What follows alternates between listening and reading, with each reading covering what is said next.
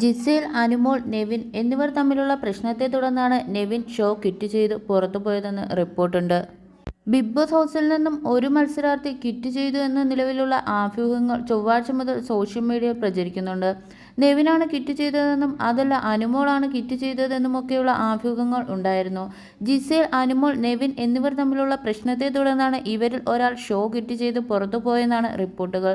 ഇപ്പോഴിതാ ബിഗ് ബോസിന്റെ പുതിയ പ്രോമോ ആണ് വൈറലാവുന്നത്.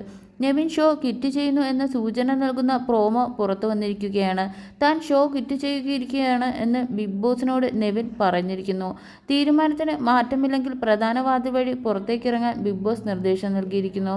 തീരുമാനത്തിൽ മാറ്റമില്ലെന്ന് പറഞ്ഞ് നെവിൻ ബിഗ് ബോസ് വീട് വിട്ടിറങ്ങി എന്നാണ് റിപ്പോർട്ടുകൾ ഇപ്പോൾ പുറത്തു വരുന്നത്. വലിയ ഫാൻ ബേസ് ഒന്നുമില്ലാതെ ഹൗസിനകത്ത് എത്തിയ മത്സരാർത്ഥിയാണ് നെവിൻ. എന്നാൽ തമാശകളും മറ്റുമായി വളരെ പെട്ടെന്ന് തന്നെ വലിയ രീതിയിൽ പ്രേക്ഷക പ്രീതി നേടാൻ നെവിന് സാധിച്ചിരുന്നു.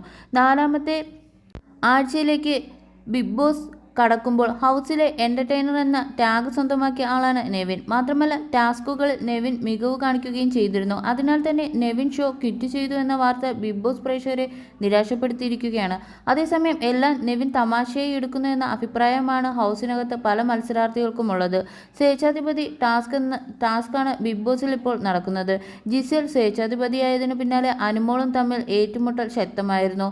പാചകം ചെയ്യാൻ നെവിൻ തിരഞ്ഞെടുത്തത് റെനയെയാണ്. എന്നാൽ റെന പാചകം ചെയ്യുന്നതിനോട് താല്പര്യമില്ലെന്ന് അനുമോൾ പറഞ്ഞതോടെ വഴക്കായി.